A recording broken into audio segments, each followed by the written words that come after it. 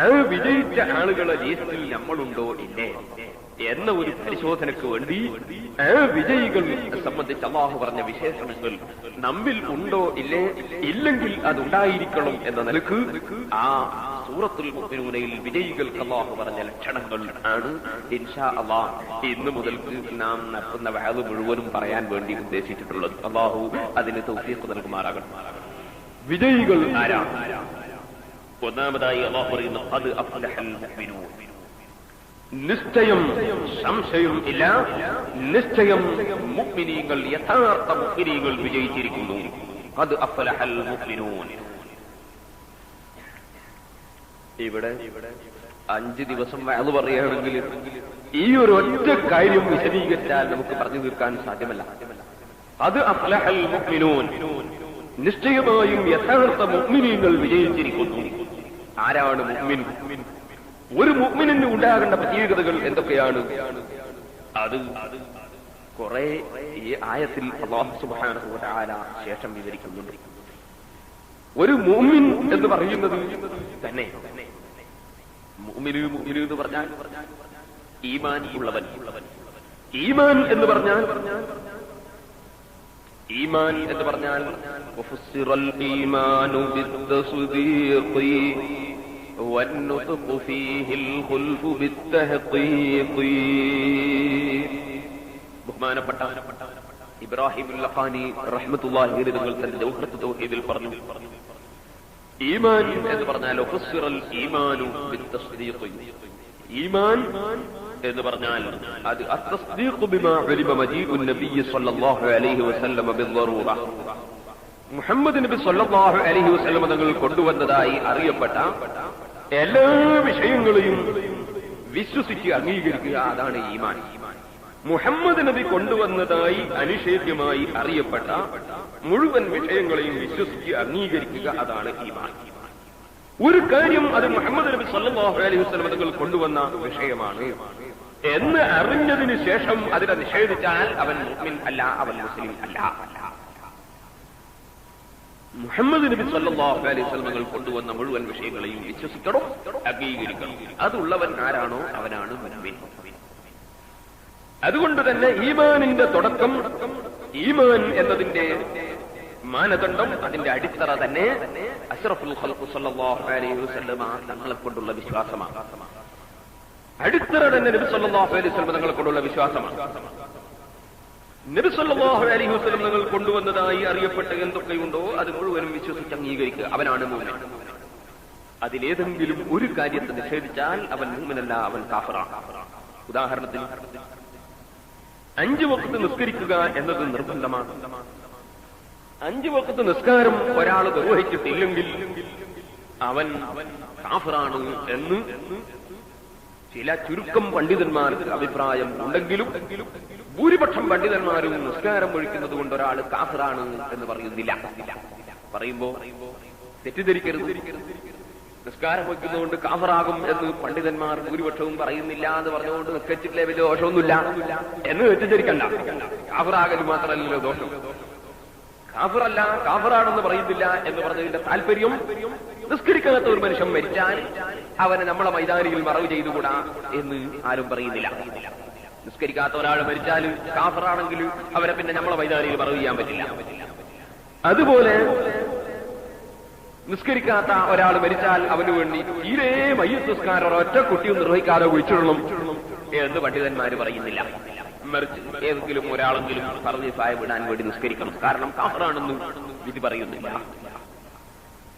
നിസ്കാരം ഒഴിക്കുന്നത് കൊണ്ട് മാത്രം ഒരാൾ കാഫിറാണെന്ന് പറഞ്ഞുകൂടാ. അതേസമയം കാഫിറാകും എന്ന് പറഞ്ഞാൽ പിന്നെ അവന്റെ ഭാര്യയും മുസ്ലിമത്തായ ഭാര്യയും അവരും തമ്മിൽ പിന്നെ ബന്ധപ്പെടാൻ പറ്റില്ല, മറ്റു പലതും പറ്റില്ല. അതുകൊണ്ട് തന്നെ ആ നിയമം ഭൂരിപക്ഷം പണ്ഡിതന്മാരും പറയുന്നില്ല. പണ്ഡിതന്മാരിൽ ഇമാം അഹ്മദ് ഇബ്നു ഹംബൽ റളിയല്ലാഹു അൻഹുവിന് ഒരു അഭിപ്രായം ഉണ്ട്, നിസ്കാരം ഒഴിച്ചാൽ തന്നെ മനുഷ്യൻ കാഫിറാകുമെന്ന്. അലി ഇബ്നു അബീ ത്വാലിബ് റളിയല്ലാഹു അൻഹുവിൽ നിന്നും അങ്ങനെ ഒരു അഭിപ്രായം ഉദ്ധരിക്കപ്പെട്ടിട്ടുണ്ട്. നേരെ മറിച്ച് 3 മദ്ഹബിന്റെ ഇമാമിങ്ങളും അലി ഇബ്നു അബീ ത്വാലിബ് റളിയല്ലാഹു അൻഹുവിന്റെ തന്നെ ഒരഭിപ്രായവും നിസ്കാരം ഒഴിച്ചത് കൊണ്ട് മാത്രം ഒരാൾ കാഫിറാവുകയില്ല. നിസ്കാരം ഒഴിച്ചാൽ വലിയ ധാരാളമൊന്നുമില്ല, നിസ്കാരം ഒഴിച്ചാൽ വിരോധമില്ല എന്ന് വിശ്വസിച്ചാൽ അവൻ കാഫിറാകും. കാരണം നബി സല്ലല്ലാഹു അലൈഹി വസല്ലം കൊണ്ടുവന്ന അനിഷേധ്യമായി അറിയപ്പെട്ട ഒരു വിഷയത്തെ അവൻ നിഷേധിച്ചത് കൊണ്ട് കാഫിറാകും. അവൻ എത്ര നിസ്കരിച്ചിട്ട് കാര്യമില്ല. 5 വഖത്ത് നിസ്കാരം മാത്രമല്ല, തഹജ്ജുദും കൂടി നിസ്കരിക്കലുണ്ട്. പക്ഷെ അവന്റെ വിശ്വാസം എന്താണ്? നിസ്കാരം നിർബന്ധമില്ല എന്നാണ്. എന്നാൽ അവൻ കാഫിറാണ്. അത് നിസ്കാരം 5 കൂടി നിഷേധിക്കണമെന്നില്ല. ഒരൊറ്റ റക്അത്ത് നിസ്കാരം നിഷേധിച്ചാൽ തന്നെ അവൻ കാഫിറാണ്. ഈ കാരണം കൊണ്ടാണ് നമ്മളെ നാട്ടിലെ ശേഖരൂരും അവന്റെ അനുയായികളും കാഫിറാണ് എന്നതിൽ അഭിപ്രായ വ്യത്യാസം ഇല്ല എന്ന് പറയുന്നതിന്റെ കാരണം ഈ ശേഖരൂർ എന്ന് പറയുന്ന ആള്, ശേഖരൻ നായരെന്നും പറയാം, അയാൾ ഒരു പുസ്തകം എഴുതി എന്റെ അടുത്തുണ്ട്. ആ പുസ്തകത്തിൽ ഹെഡിങ് തന്നെ, അതിന്റെ കവർ ചിത്രം തന്നെ നമസ്കാരം എങ്ങനെ, എപ്പോൾ, എത്ര എന്ന് പറഞ്ഞിട്ട്, എന്നിട്ട് അതിന്റെ പരസ്യം അതേ കവറിന്റെ മേലെ അയാൾ പരസ്യം കൊടുത്തിരിക്കുന്നു. നിസ്കരിച്ച് കഷ്ടപ്പെട്ടവർക്കും കഷ്ടപ്പാടോർത്ത് നിസ്കരിക്കാത്തവർക്കും ഒരുപോലെ ഗുണം ചെയ്യുന്ന ലോക ചരിത്രത്തിലെ ആദ്യത്തെ ഗ്രന്ഥം. അങ്ങനെ നിസ്കരിച്ച് കഷ്ടപ്പെട്ടവർക്കും കഷ്ടപ്പാടോർത്ത് നിസ്കരിക്കാത്തവർക്കും ഒരുപോലെ ഗുണം ചെയ്യുന്ന ലോക ചരിത്രത്തിലെ ആദ്യത്തെ ഗ്രന്ഥം എന്നാണ് അദ്ദേഹം അതിന്റെ പരസ്യം കൊടുത്തത്. അതിൽ അദ്ദേഹം പറയുന്നു, ളുഹ്ർ നിസ്കരിക്കുന്നതും മഗ്രിബ് നിസ്കരിക്കുന്നതും കടുത്ത തെറ്റാണ്. ളുഹ്ർ നിസ്കരിക്കുന്നതും മഗ്രിബ് നിസ്കരിക്കുന്നതും കടുത്ത തെറ്റാണ്. അസർ നിസ്കാരവും ഇശാ നിസ്കാരവും 2 റക്അത്താണ്. സുബഹിയും 2 റക്അത്ത് തന്നെ. പക്ഷെ സുബഹി നിസ്കാരം സൂര്യൻ ഉദിച്ചിട്ടാണ് ചെയ്യേണ്ടത്. ചിലർക്ക് തോന്നും തരക്കേടില്ല, ഞാൻ രാവിലെ നന്നായിട്ട് വന്ന് ഉറങ്ങാലോ. പക്ഷേ രാവിലെ കിടന്നുറങ്ങുന്ന പതിവ് മനുഷ്യൻ്റെതല്ല, അത് നായന്റെതാണ്. ലോകത്ത് 2 ജീവികളെ അല്ലാഹു തആല ലോകത്ത് പഠിച്ചത് നിങ്ങൾ നോക്കൂ. ഒന്ന് ആടും, ഒന്ന് നായയും. ആട് ഇപ്പൊ ഇവിടെ തന്നെ ജട്ടിന്റെ അടുത്ത് പോയാൽ ആട്, എത്രയോ ആടുകളെ കാണാം, വേറെയും പല സ്ഥലത്തും കാണാം. ഒരു ദിവസം എത്ര ആട്ടിനെയാണ് അറക്കുന്നത് സുബ്ഹാനല്ലാഹ്, ലോകത്ത് അത് അല്ലാണ്ട് കണക്കാക്കിയിട്ടില്ല. ഈ ആടുകൾ മുഴുവനും ദിവസേന അറുത്തുപോയിട്ട് ആട്ടിന് എന്തെങ്കിലും കുറവുണ്ടോ? ഒരു കുറവിട്ടില്ലാനോ. ആട് പിന്നെയും ധാരാളം നമുക്ക് കാണാൻ കഴിയുന്നുണ്ട് ആട്. അതേ സമയത്ത് ഒരു പ്രസവത്തിൽ ആട് പ്രസവിച്ചാൽ എത്ര പ്രസവിക്കും? കൂടി വന്നാൽ 2 അല്ലെ 3. അതിൽ കൂടുതൽ ആട് പ്രസവിക്കില്ല. 1, 2, 3 വരെ പ്രസവിക്കാം. അതേ സമയത്ത് നമ്മളെ ടൗണിൽ ഒരൊറ്റ നായനെ ഇറക്കുന്നില്ല. ഒരൊറ്റ നായനെയും ഒരു സ്ഥലത്തൊന്നും ഇറക്കുന്നില്ല. എന്നിട്ടോ ഈ നായ എന്ന് പറയുന്ന സാധനം ഒരൊറ്റ പ്രസവത്തിൽ എത്ര ഉണ്ടാവും? ചുരുങ്ങിയത് അരഡസൻ. ഒരു നായ പ്രസവിച്ച ഒറ്റ പ്രസവത്തിൽ ചുരുങ്ങിയ അരഡസൻ ഉണ്ടാവും. എന്നിട്ട് ഈ നായൻ ആരോട്ട് അറക്കുന്നില്ല. എന്നിട്ട് ലോകത്ത് നായനെവിടെയും കാണുന്നില്ല. ഇതിന്റെ കാരണം എന്താണ്? യഥാർത്ഥത്തിൽ ആട് എന്ന ജീവി അല്ലാഹു സുബ്ഹാനഹു വ തആല നേരത്തെ തന്നെ ബർക്കത്ത് കൊടുത്തൊരു ജീവിയാണ്. അമ്പിയാക്കളുടെ ചരിത്രം നോക്കിയാൽ അമ്പിയാക്കളെല്ലാം ആട്ടിനെ വളർത്തിയതായി കാണും. എത്രത്തോളം ലോകത്തിന്റെ നേതാവായ അഷ്റഫുൽ ഖൽഖ് മുഹമ്മദ് റസൂലുള്ളാഹി സ്വല്ലല്ലാഹു അലൈഹി വസല്ലം തങ്ങൾ വരെ ആട്ടിനെ പോറ്റിയിട്ടുണ്ട്. ഈ ആടിന് അല്ലാഹു തആല പ്രത്യേക ബർക്കത്ത് കൊടുക്കും. അതിന്റെ കാരണം എന്താന്ന് ഞാൻ പറയുന്നു, നിങ്ങൾ മടങ്ങി നോക്കിക്കോ. ആട് എത്ര താമസിച്ചിട്ട് കിടന്നുറങ്ങിയാലും, മൂപ്പര് വയതെല്ലാം കഴിഞ്ഞിട്ട് 2 മണിക്ക് കിടന്നുറങ്ങിയാലും ആട് രാവിലെ സുബഹിന്റെ സമയത്ത് എഴുന്നേൽക്കും. സുബഹിക്ക് എഴുന്നേറ്റ് ആട് ഒന്ന് എഴുന്നേറ്റ് ഇങ്ങനെ 1-2 കുടഞ്ഞ് ഈ കാത് 2 തമ്മിലൊന്ന് മുട്ടിച്ചിട്ട് കടകടാന്ന് പറഞ്ഞൊന്ന് മുട്ടി എന്നതിന് ശേഷം സുബഹിക്ക് എഴുന്നേറ്റിട്ട് കിടക്കുക എന്നല്ലാതെ അതേ കിടത്ത മലത്തൂലി ഒരൊറ്റ ആടും കിടന്നുറങ്ങൂല. നേരെ മറിച്ച് നിങ്ങൾ നായനെ നോക്ക്. നായന്റെ പരിപാടി എന്താ? നായന്റെ പരിപാടി ഇങ്ങനെ രാത്രി മൂപ്പര് ടെലിവിഷനൊക്കെ കണ്ടു.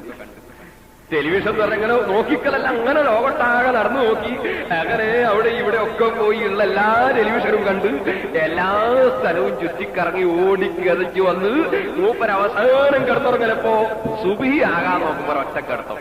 അതും കിടത്തത്തിന്റെ ശൈലി എങ്ങനെയെന്ന് ചോദിച്ചാൽ ഏകദേശം 1 മുറി നിന്റെ അടുത്ത് കൈകൊണ്ടാക്കി. അങ്ങനെ മൂപ്പര് ഒറ്റ ഉറക്ക്. അപ്പൊ സുബഹിന്റെ സമയത്തൊരുറക്ക്. പിന്നെ കുറെ കഴിഞ്ഞിട്ടേ മൂപ്പര് എഴുന്നേൽക്കുള്ളൂ. അങ്ങനെ സുബഹിന് മുമ്പ് കിടന്നുറങ്ങിയ സുബഹിന്റെ സമയത്ത് എഴുന്നേൽക്കാത്ത ഒരു സ്വഭാവം നായക്കുണ്ട്. അതേ സമയത്ത് ആട്ടിന്റെ സ്വഭാവം എത്ര താമസിച്ച് കിടന്നുറങ്ങിയാലും മുമ്പ് സുബഹിക്ക് എഴുന്നേൽക്കും എന്നതാ. ഈ കാരണം കൊണ്ട് തന്നെ നായ എന്ന് പറയുന്ന ജീവിക്ക് അല്ലാഹു തആല ബർക്കത്ത് കൊടുത്തിട്ടില്ല. നായനെ എവിടെയും ഇറക്കുന്നില്ല. ഒരു പ്രസവത്തിന് ഡസങ്കണക്കിന് ഉണ്ടാകുന്നുണ്ട്, പക്ഷെ അതെവിടെയും കാണുന്നില്ല. നേരെ മറിച്ച് ലോകമൊട്ടാകെ ധാരാളം ആടുകൾ അറുത്തു പോകുന്നുണ്ടെങ്കിലും ആടുകൾ ഒരു പ്രസവത്തിൽ വളരെ കുറവാണെങ്കിലും ആടുകളെ കൊണ്ട് ലോകമൊട്ട നിറക്കപ്പെട്ടതായി നാം കാണുന്നു. അപ്പൊ ആട് എന്ന ബറക്കത്തുള്ള ജീവിയുടെ ശൈലിയാണ് മനുഷ്യന് ആവശ്യം. നായ എന്ന ദുഷിച്ച ഈ ബറക്കത്തില്ലാത്ത ജീവിയുടെ സ്വഭാവം അല്ല. പക്ഷെ ചേകനൂര് പിന്നെ ആ വകുപ്പിന് പറ്റ ആളാണ്. അതുകൊണ്ട് മൂപ്പരങ്ങനെ പറഞ്ഞേ സുബഹി സൂര്യൻ ഉദിച്ചിട്ടാ നല്ലത്. അങ്ങനെ അസർ നിസ്കാരം 2 റക്അത്ത്, ഇശാ നിസ്കാരം 2 റക്അത്ത്, ദുഹറും മഗ്‌രിബും കട്ട തെറ്റി. പിന്നുള്ളത് സുബഹി നിസ്കാരം 2 റക്അത്ത് സൂര്യൻ ഉദിച്ചിട്ട്. പക്ഷേ അത് തന്നെ അയാൾ പറഞ്ഞു യാത്ര ചെയ്യുന്ന സമയത്ത് 1 റക്അത്ത്, എല്ലാ നിസ്കാരവും 1 റക്അത്ത്. യാത്ര ചെയ്യുമ്പോൾ കസ്റാക്കി നിസ്കരിക്കണം. ഇൻഷാ അല്ലാഹ് സമയം കിട്ടിയെങ്കിൽ ഞാൻ ഏതൊക്കെ ഒരു ദിവസം പറയും. ഈ കസ്റാക്കി നിസ്കരിക്കാൻ ഞാൻ 4 ഉള്ളത് 2 ആക്കി നിസ്കരിക്കാന്നാണ്. ഇയാളത് 2 ഉള്ളത് 1 ആക്കലാണ്. കസറിന് പകരം കുസറ. അങ്ങനെ ഈ നിലക്ക് അദ്ദേഹം പരസ്യമായി പ്രഖ്യാപിക്കുകയും പുസ്തകം രചിക്കുകയും ആളുകളെ അദ്ദേഹത്തിന്റെ മതത്തിലേക്ക് ക്ഷണിക്കുകയും ചെയ്യുന്നത് കൊണ്ട് തന്നെ മുസ്ലിം പണ്ഡിതന്മാര് പറഞ്ഞു അദ്ദേഹം കാഫിറാണ്, സംശയത്തിന്റെ അവകാശം ഇല്ല. കാരണം ഒരു റക്അത്ത് നിസ്കാരം നിഷേധിച്ചാൽ തന്നെ കാഫിറാ, ഒരു സുജൂദ് തന്നെ നിഷേധിച്ചാൽ കാഫിറാകാൻ സാധ്യതയുള്ളതാ. അതുകൊണ്ട് നിസ്കാരം നിഷേധിക്കുന്നവൻ കാഫിറാണ്. അവൻ നിസ്കരിച്ചിട്ടും കാര്യമില്ല, നിസ്കരിച്ചാലും കാഫിർ തന്നെ. ഒരിക്കൽ ഞാൻ കുട്ടിയാടി ഇങ്ങനെ നോക്കുമ്പോ ഒരു കൂട്ടർ വന്നിട്ട് എന്നോട് പറഞ്ഞു, നിങ്ങൾ നിർബന്ധമായിട്ട് വന്നിട്ട് ഞങ്ങൾക്ക് ഒരു പ്രസംഗം നടത്തി തരണം. നോക്കുമ്പോ എവിടെയാണെന്നറിയോ, നമ്മളെ നാട്ടിന്റെ അടുത്ത് തന്നെ കക്കട്ടിന്റെ അടുത്ത് ചീക്കൂന്ന് പറഞ്ഞൊരു സ്ഥലം. അപ്പൊ എന്താന്ന് ചോദിച്ചപ്പോ അവിടെയുള്ള കുറെ പുത്തൻവാദികൾ അങ്ങനെ തന്നെ ചേകനൂരായി പോയിരിക്കുന്നത്, വലിയ മുതലാളിമാര് ചേകനൂരിന്റെ ആൾക്കാരായി പോയിരിക്കുന്നത്. അഹ്ലുസുന്നത്ത് വൽ ജമാഅത്തിൽപ്പെട്ട ഒരൊറ്റ മെമ്പർ പോലും ആയിട്ടില്ല, ഒക്കെ പുത്തൻവാദികൾ. കാരണം ഇയാൾ ഖുർആന് മറ്റവരെക്കാളും ജോറായിട്ട് തോന്നുന്നുണ്ട്. അങ്ങനെ പുത്തൻവാദികളിൽപ്പെട്ട പലരും ഈ പാർട്ടിയിലേക്ക് പോയിരിക്കുന്നു. അപ്പൊ അവസാനം ഇവർക്ക് രക്ഷയില്ലാന്ന് തോന്നിയപ്പോ അവര് തന്നെ പറഞ്ഞതാ, നമ്മള് സുന്നത്ത് ജമാഅത്തിന്റെ കൂട്ടത്തിൽ ആരെയും കൊണ്ടു നിങ്ങളൊരു വാല്യൂ ഉറപ്പിക്കണില്ലേ, ഞങ്ങളെ കൂട്ടത്തിൽ ആരും ഉണ്ടാവില്ല.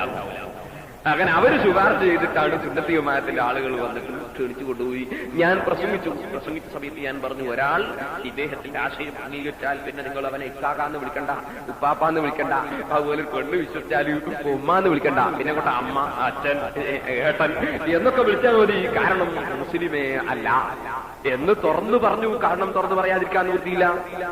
നിസ്കാരം എന്നത് നബി സല്ലല്ലാഹു അലൈഹി വസല്ലം തങ്ങൾ കൊണ്ടുവന്ന അനിഷേധ്യമായി അറിയപ്പെട്ട ഒരു കാര്യമാണ്. അത് നിഷേധിച്ചാൽ നിഷേധിക്കുന്ന സമയത്ത് അവൻ കാഫിറാണ്, അവൻ നിസ്കരിച്ചിട്ട് പിന്നെ കാര്യമില്ല. നേരെ മറിച്ച് നിഷേധിക്കുന്നില്ല, നിസ്കാരം 5 വഖത്ത് നിർബന്ധമുണ്ട്, എനിക്ക് ഉറപ്പാണ്, വിശ്വാസമുണ്ട്, പക്ഷേ ഇവൻ മടിച്ചിട്ട് നിസ്കരിക്കുന്നില്ല, എന്നാൽ അവൻ കാഫിറാണ് എന്ന് പറഞ്ഞുകൂടാന്ന് പണ്ഡിതന്മാര് പറയും. നിഷേധിച്ചുകൊണ്ടാണെങ്കിൽ കാഫിറാണ്, നിഷേധിക്കാത്ത നിലക്കാണെങ്കിൽ കാഫിറാണെന്ന് പറഞ്ഞുകൂടാ. കാരണം ഈമാൻ എന്ന് പറഞ്ഞാൽ തന്നെ മുഹമ്മദ് നബി സല്ലല്ലാഹു അലൈഹി വസല്ലം തങ്ങൾ കൊണ്ടുവന്നതായി അറിയപ്പെട്ട ഒരു വിഷയത്തെ, എല്ലാ വിഷയങ്ങളെയും അവൻ അംഗീകരിച്ച് വിശ്വസിച്ച് അംഗീകരിക്കുന്നതിനാണ് ഈമാൻ എന്ന് പറയുന്നു.